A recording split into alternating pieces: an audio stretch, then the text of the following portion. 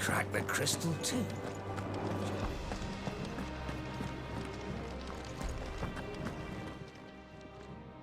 I got your note.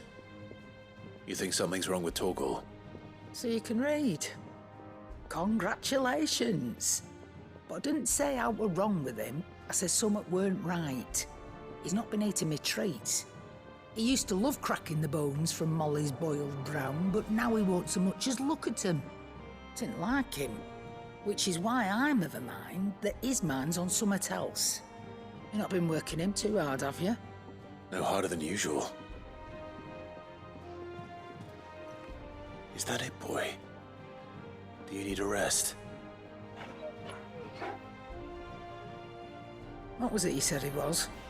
A frost wolf? That's what the lawsman seems to think. Then maybe this all has something to do with whatever it is that's woken inside him. I suppose things have been different since Rosalith. Perhaps Hippocrates knows something. Instead of everything, you mean? Perhaps.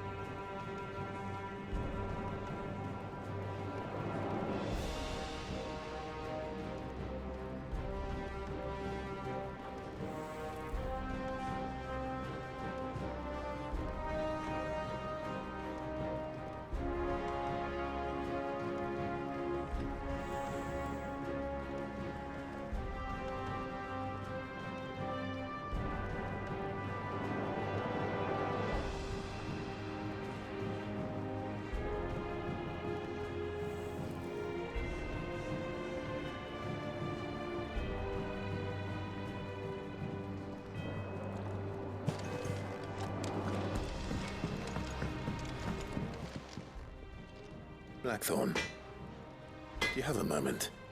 Not really, no. This won't take long. I just wanted to ask how you're getting on. August was worried about you, that you might still be doubting your craft, even after learning the trick of that cuirass. Is there something else weighing on your mind? Perhaps sharing your thoughts might help. That bastard's like a dog with a bone. Still, you've got a keen eye, I'll give him that. He's just, well, Karen showed me something. Something I've never seen before. And that was? A sword. An odd-looking thing with a single-edged blade. The metal itself wasn't anything to write home about, but fuck me. The edge on it. You could slice a man clean in two with a weapon like that, and he'd be halfway home before he even realised he'd been cut. So that's what's troubling you? No. Not troubling me exactly. More distracting.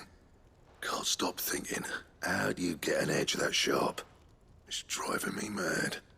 And if you knew how to do it, we could arm the curse breakers with even better blades. That's about the size of it, yeah. I'll see what I can find out. Sharper swords are always welcome, and we can't have our master blacksmith being distracted. You're a soft touch, you know that. But I can't say I'm not grateful for it. Good luck, eh? Thank you. Let's see what Karen knows about this sword.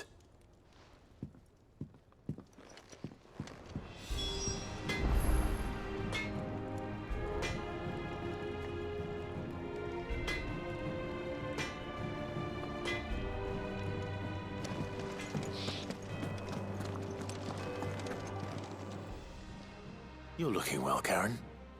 What do you want? Out with it. I want to know about the sword you showed Blackthorn. Single-edged and extremely sharp. Running around after him again, are you? I suppose I am, yes. But I need to help him find out how to work an edge like that. It's driving him to distraction.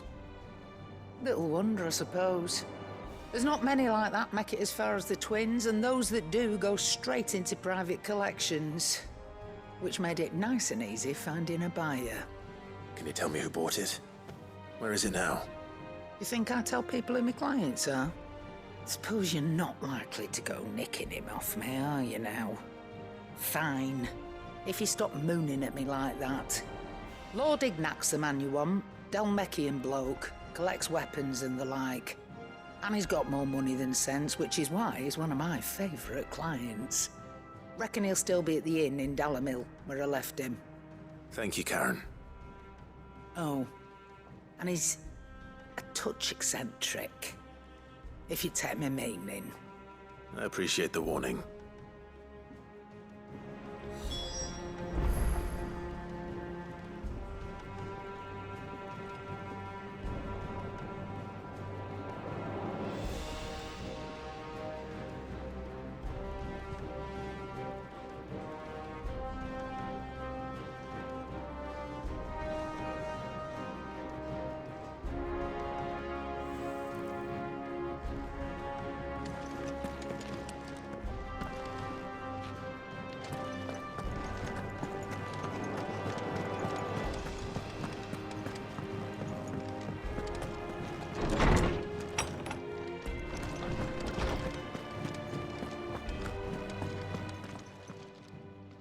Lawsman, I need to ask you about Torgal. Something's not right with him. He isn't ill, is he? I don't think so. But according to Lady Karen, he seems to have lost his appetite, which is certainly a new development. She says he's hardly been touching his bones of late, and she believes it may have something to do with what happened at Rosalith Castle. I rather think she might be right, though not about his appetite. All canids are instinctively inclined to crack open bones for the rich marrow that resides within, and I see no reason why a frost wolf should be any different. Accordingly, I suspect it is not a lack of appetite that afflicts Torgal, but a surfeit of it. If we assume that his newfound magics require additional nourishment to sustain, it may well be that the bones Lady Karen is accustomed to providing are no longer sufficient. Frost wolves, after all, habitually prey upon far larger animals, whose bones may yield altogether different nutrients. As to where one might find a suitable substitute, some antelopes that graze the meadows of eastern Rosaria have been known to grow to a size more than double that of their lesser cousins. I don't recall ever seeing any that large. And little wonder. The oldest and largest such creatures rarely leave the safety of the highlands for fear of predators. The last elder antelope sighting I recall hearing about took place near Cressida, and that was long before the village was abandoned. Even so, it seems like a good place to start. Good hunting, Clive.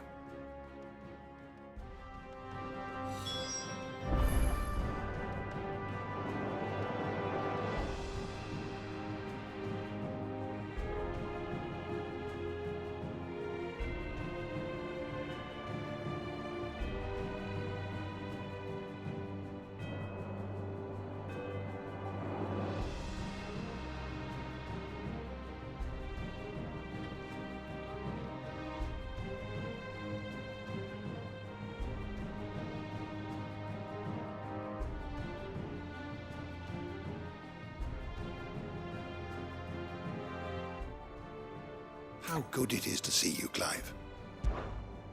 I have a few new notes that might interest you.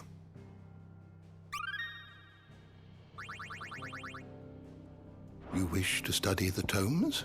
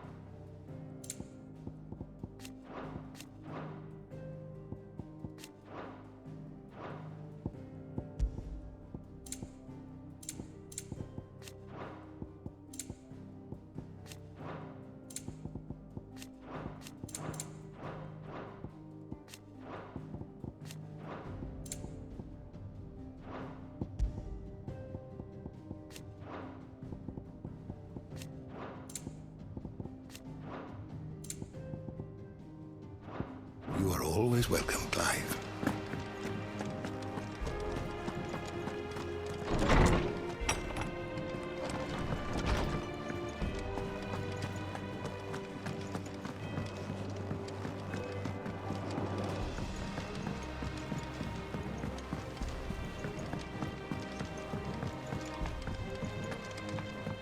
Mid told me she was building a ship.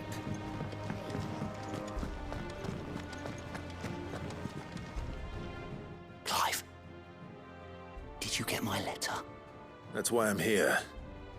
Shh. Otto might be listening. Is this better? A little. Listen, I've some bad news. It turns out the Hideaway may be slightly behind in its payment to certain lenders, and it may be my fault.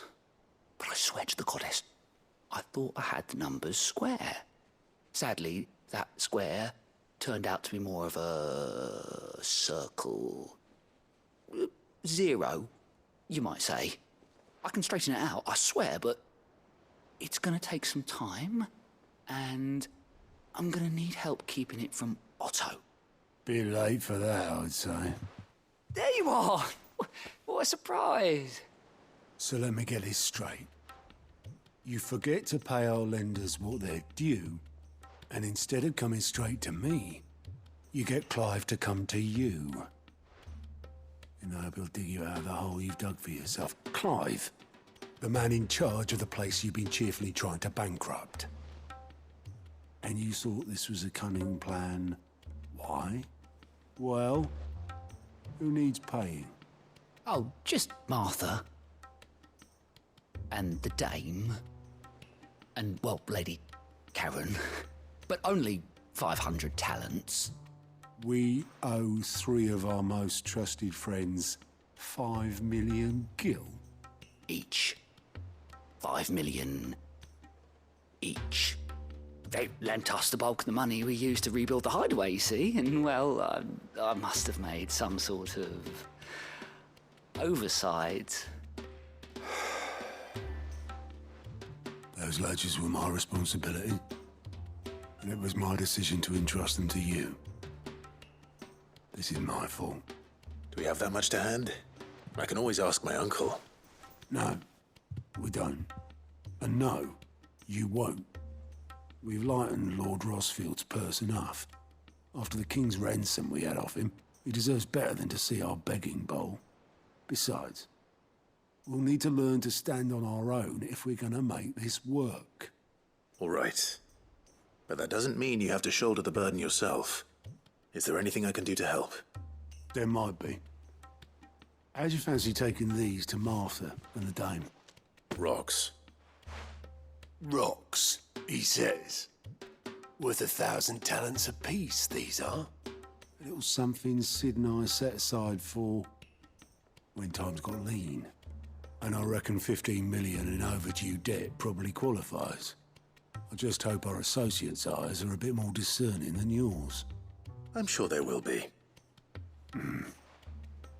Should be me making the rounds, really. But you know how it is with this place. Orders to bark, arses to wipe, and all that. I know. Which is why I don't mind going in your place. Go. Do you know why I only gave Master Clive here 2 star rubies? Because you'd rather Lady Karen killed me. Because I'd rather Lady Karen killed you. Yes. Well, I suppose this is goodbye then. Don't worry. I'm sure Karen will understand. Really? Do you think so? No, I don't.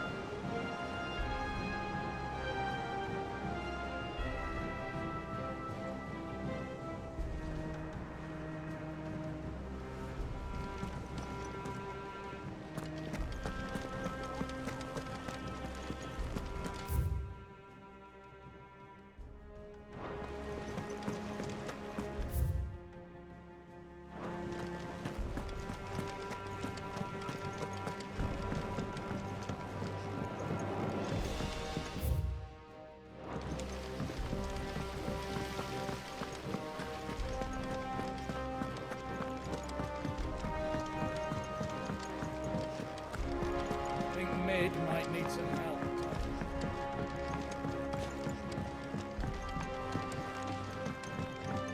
Well. Here, Sid. Reckon you might be just the man to help me out of a bit of bother, if you've a mind to. Let's hear it. Well, it's about this alembic the chief's got me making. Lovely bit of kit it is. Bung in a solution you want splitting, and it will separate it out, just like that. Problem is, it won't always get rid of all the impurities. And with some of the stuff we need it for, that ain't good enough. Which is why I've been looking for something to filter the liquid we'll be cooking off. And that's where I was hoping you could help me out. I imagine Ty could get some use out of this alembic too. Distilling medicines and the like. All right. Why not? Proper job! So what exactly do you need for this filter? Nothing but bomb ash'll do, says the chief. Gave me a sample she'd obtained from the university stores. Couldn't believe my eyes. You pour the blackest blight water through it, and it comes out clear as a mountain stream. So, I did a bit of reading about where I might be able to get hold of some. And do you know what I found out? It's only the blimmin' bones of a bomb king. They leave them behind when they die, see? I take it that's where I come in. If you wouldn't mind. I saw a billet on the hunt board for one just the other day. Would have gone myself, but, well, fighting dirty great balls of flame ain't exactly my forte. You, on the other hand... All right. I'll see what I can do. Thank you kindly. And a good hunting, eh?